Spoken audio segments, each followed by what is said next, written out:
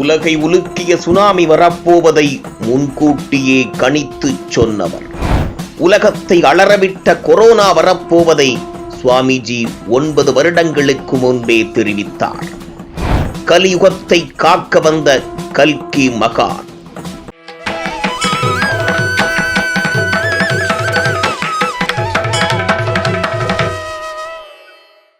திருப்பூர் மாவட்டம் தாராபுரம் சாலையில் கோவில் வழி பஸ் நிலையம் அருகில் உள்ள ஆதிமூல சர்க்குரு வீரபோக வசந்தராயர் மகான் ஸ்ரீ மகாலட்சுமி சுவாமிகள் 20 வருடங்களாக சொன்ன உத்தரவுகள் மற்றும் பக்தர்களுக்கு அவர் கூறிய அருள்வாக்கு இன்று வரை நடந்து வருகிறது.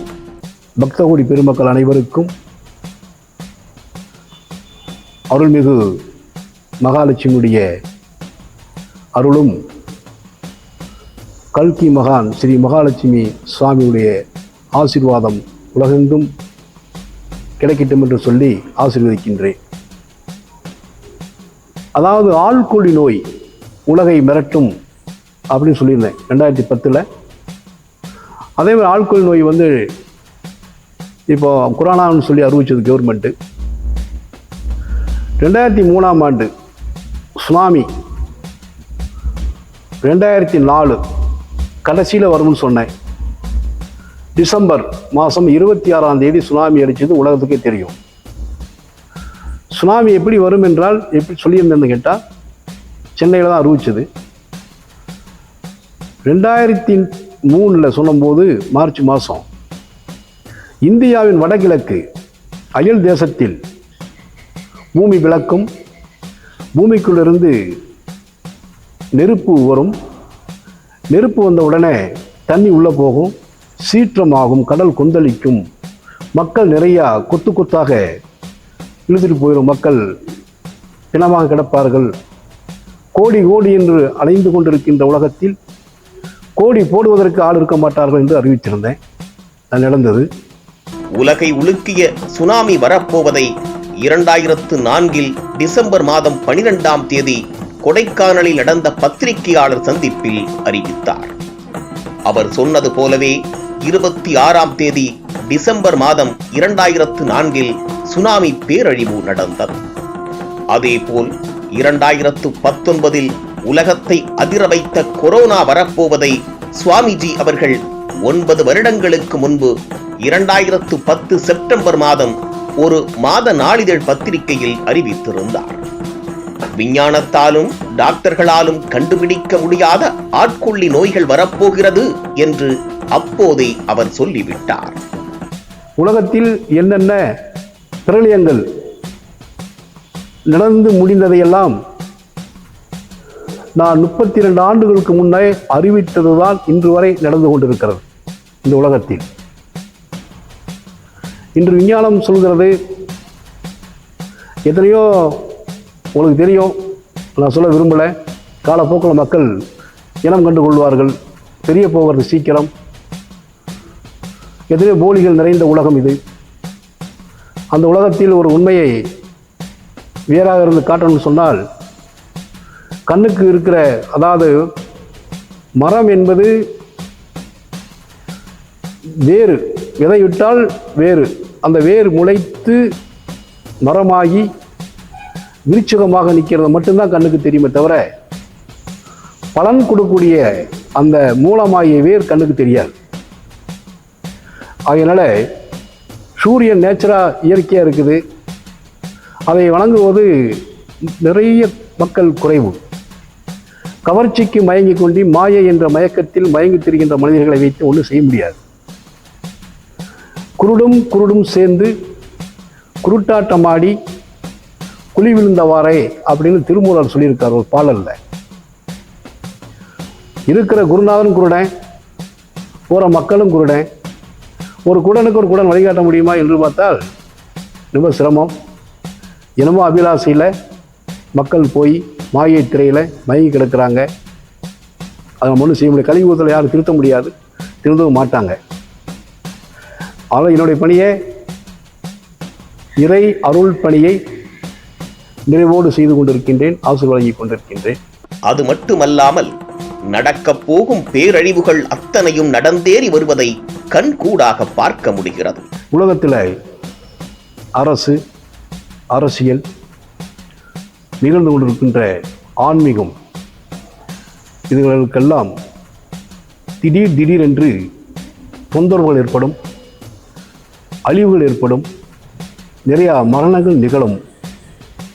அரசியல்வாதிகளுக்கு மிகப்பெரிய மரணங்கள் நடக்கூடிய சூழ்நிலை தான் உத்தரவாயிருக்கிறது.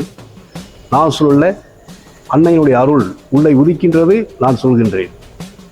இன்னி எங்கு பார்த்தாலும் பசி, பஞ்சம், பட்னி, ஒருவனை ஒருவன் அடித்துக் கொள்வது, அபகரிப்பது, தெய்வ பயமே இல்லாமல் மக்கள் எங்கும் கொள்ளையடிப்பது, இதெல்லாம் அதிகம் நடக்கப் போகிறது என்பது எனக்கு உத்தரவாயிடுச்சு. இப்போ இல்லை, அதெல்லாம் கிட்டத்தட்ட 10-20 ஆண்டுகளுக்குமான உத்தரவு தான் இங்கே நடந்துட்டு இருக்கு. கார்ப்பரேட் கம்பெனிகள் நிறைய மூடப்படும், அரசுகள், அரசியல் அனைத்துக்கும் பிரச்சனைகள் அதிகரிக்கும், இயற்கை சீற்றங்களால் அழிவுகள் ஏற்படும், சேட்டலைட்டுகள் செயலிழந்து உதிர்ந்து விடும், மின்சாரம் இருக்காது, நிலச்சரிவுகள், நில அதிர்வுகள், நெருப்பு மழை பொழிதல், ஆயுதங்கள், இவற்றால் பெரும் பொருளாதார நெருக்கடிகள் அதிகரிக்கும்.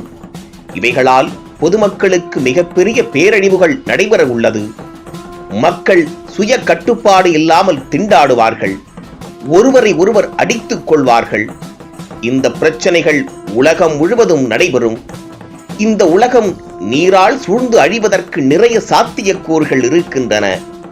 உலகமே ஸ்தம்பித்து போகும். சில மதவாதிகள், ஒரு சில சாதியவாதிகள், ஒரு சில நாத்தியவாதிகள் மற்றும் ஒரு சில ஆன்மீகவாதிகள் அனைவருக்கும் பிரச்சனைக்குரிய காலம் அதிகரிக்கும். மக்கள் நிலைகுலைந்து திண்டாடுவார்கள். இறுதியில் உலகமெல்லாம் விவசாய வளம் பெற்று ஆனந்தமயமான வாழ்வு வளமாகும். தர்மம் செய்வதை தயங்காமல் செய், உன் வாழ்வு தழைத்தோங்கும். இவைகளைப் போலவே எண்ணற்ற உத்தரவுகள் சுவாமிஜி கூறியது நடந்து வருகிறது. அதான் இந்த இடத்துல வெள்ளிக்கிழமை, ஞாயிற்றுக்கிழமை 2 நாள் அருள்வாக்கு. இது 33 ஆண்டுகள் நடக்குது, இன்னைக்கு நேற்றல்ல. அதாவது உலகம் பூரா தமிழ் மொழியாக மாறப்போகிறது. தமிழ்தான் உலகத்தில் உயர்ந்த மொழியாக தலையில் நிமிர்ந்து நிற்கப் போகிறது என்பதை சொல்லி, உலக நாட்டில் வாழ்கின்ற மக்கள் அனைவருக்கும் என்னுடைய மனமார்ந்த மனதுக்குள் இருக்கின்ற மகாலட்சுமி அனைவருக்கும் அருள் புரியட்டும் என்று சொல்லி ஆசீர்வதிக்கின்றேன். வாழ்க சத்தியம், ஜெயிப்பது நிச்சயம், வாழ்க தமிழ் என்று சொல்லி ஆசீர்வதிக்கின்றேன். வாழ்க சத்தியம், ஜெயிப்பது நிச்சயம் என்ற பொன்மொழியை அவரை நாடி வரும் பக்தர்கள் வாரந்தோறும் வெள்ளிக்கிழமை மற்றும் ஞாயிற்றுக்கிழமைகளில் ஆதிமூல சர்க்குரு வீரபோக வசந்தராயர் மகான் ஸ்ரீ மகாலட்சுமி சுவாமிகளை சந்தித்து ஆசீர்வாதம் பெற்று அருள்வாக்கு கேட்டு வருகின்றனர். இங்கு அருள்வாக்கு கேட்டுச் செல்லும் மக்களுக்கு சுவாமிகள் சொல்வது நடந்திருப்பதாகவும் அவர்கள் கூறுகின்றனர். வணக்கமுங்க. மகாலட்சுமி சுவாமிகள் எனக்கு 25 வருஷமாக தெரியும், அதுக்கு மேலேயும் தெரியும். ஆனால் அவர் சொல்கிறது அப்படியே நடக்குது. அவர் மாதிரி ஒரு மகானை பார்க்கறது ரொம்ப கஷ்டம். ஆனால் நான் என்ன எது இருந்தாலும் மகாலட்சுமி சாமி எடுத்து தான் எது இருந்தாலும் நான் சொல்லுவேன். அவர் அதை நிவர்த்தி பண்ணி விடுறாரு. ஆனால் அவர் மனித அவதாரம் இல்லை, கடவுள் அவதாரம்.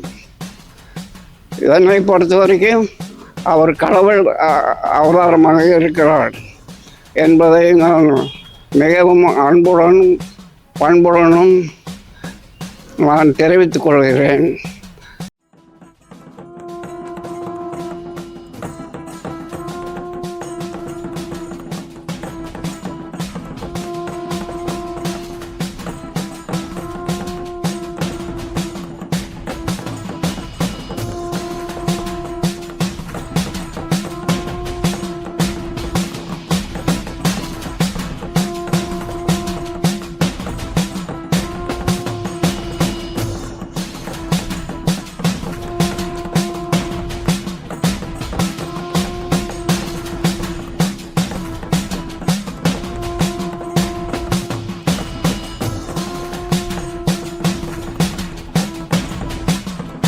என் பேர் சிவானந்தன். நான் பெருமாள்லேருந்து வந்திருக்கிற கோயிலுக்கு 3 வருஷம் வந்துட்டுருக்கிறேன். சாமி வந்து தை மாதம் கல்யாணம் ரெடி ஆயிரு, உறுதியாக ரெடி ஆயிரு. சாமி சொல்லியிருக்கிறேன், கோவிலுக்கு வந்துட்டுருக்கிறேன்.